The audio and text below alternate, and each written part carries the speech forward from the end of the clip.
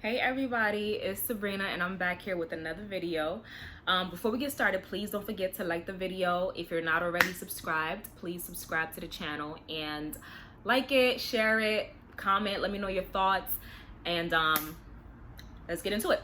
So today, I just want to talk about a topic that is overlooked a lot, which is just being grateful for the hard times in your lives, right? Oftentimes when we think about the difficult moments in our lives, we tend to just it's not a pleasant thought. We're like, tag, like the fact that I had to go through this or whatever. Like, you think about how things didn't really come easy for you for a lot of phases in your life. But I want us to make sure that we don't get lost in the shuffle of those thoughts, and we remember to thank God for those difficult moments, because they are ultimately what developed us and what helped to form us into the person that we are right now.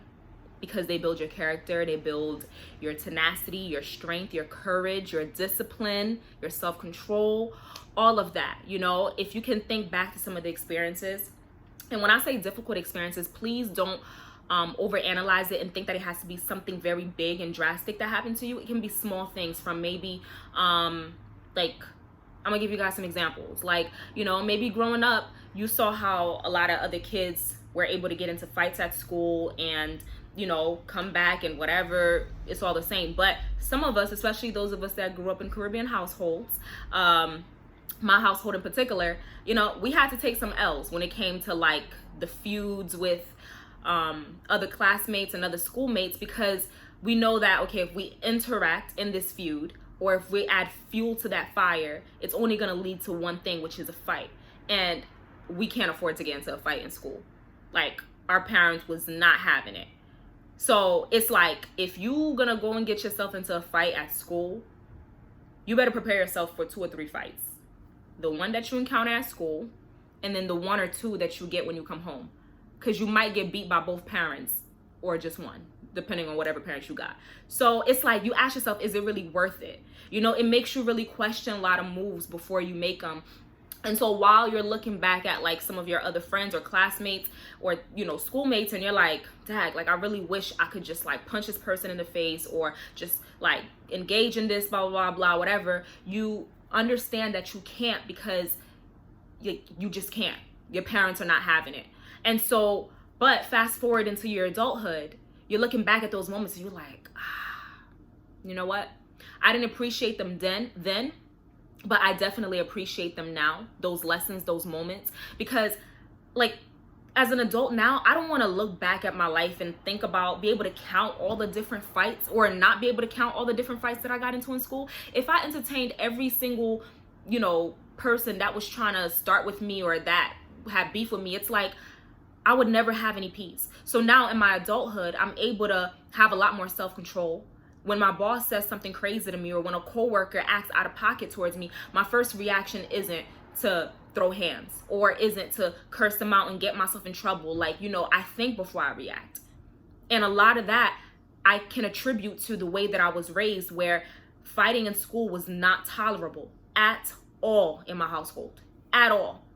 So there were a lot of times you had to bite the bullet. You stood up for yourself as long as you could, as long as it didn't result into any fist fights or anything that would warrant you to have to get a phone call home to your parents. Another example would be, growing up, maybe you would see that money would come easy for some of your friends. They would always have on the nicest brands, the coolest, newest, most, name brand stuff, and they would always have some pocket change to be able to spend at the store and go to the movies and go out to eat and blah blah blah. And you would be that one that's you don't really have it, or they would probably have to kind of chip in and, hey, do you want something from the store or whatever? And you're like, tag, why my parents can't give me this, or why I can't blah blah blah blah. And then it builds you up in such a way where then in your adulthood, you know how to manage money better, because you know that you had to work for it. You had to work hard for it. So you're not just spending money frivolously and just all sorts of things. You're no longer dependent on anybody to be providing certain things for you, because you're not reliant. That there's not that thought in the back of your mind oh, if I don't pay this bill or if I don't do this, I know somebody's gonna cover it, like some way, somehow. My sister, my brother, my mom, my dad, my friend, whoever. It's like you become so self-reliant that it builds up this thing inside of you where failing is almost not an option. Like failing to the point where you're down and out and, you know, you can't, like, you have nothing else. You know, it's like it just makes you more hungry. It gives you more drive because you had to be that kid growing up watching your friends wear, you know, the nicest clothes, the, you know, biggest name brands, and always have some pocket change, that now in your adulthood and you're like, you know what, it paid off because now I understand the value of $1.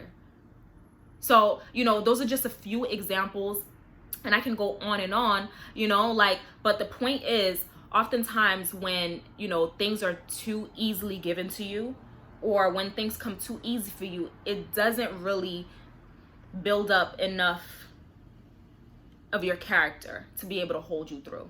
So just be very, very grateful for the difficult moments, and don't just limit them to the things that I suggested, the examples that I gave. Think about, don't even have to be anything big, just different things in your life. Look at them, those things that you used to complain about when you were a kid, or, you know, even in your adulthood, and then now you're like, you know what, thank God I did go through that.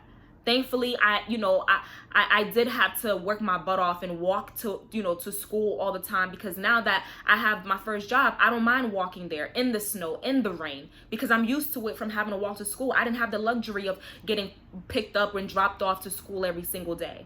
You know, like, you know how to make things work, and you just know how to turn things around for yourself.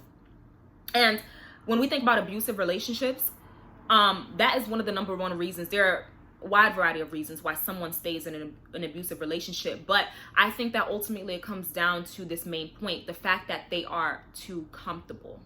As uncomfortable as the situation is, they combat that with a lot of the different good moments, or perks as they would call it, within the relationship, where although they're getting abused, but at least they still have a bed to sleep on at the end of the night, because he's paying the bills or whatever, or they have somebody to help them raise the kids, whether he's really physically active in helping to raise the kids, or he's just there, where at least the kids can go and call on daddy, where at least, you know, even if he's not sleeping in the house, you got somebody to call husband, to call yours, to call your man, so you can put up a front in front of the rest of the world to try to hide whatever's really happening. So those situations are very difficult for a lot of people to get out of, because there's still something, some type of stability that's there holding them in that situation.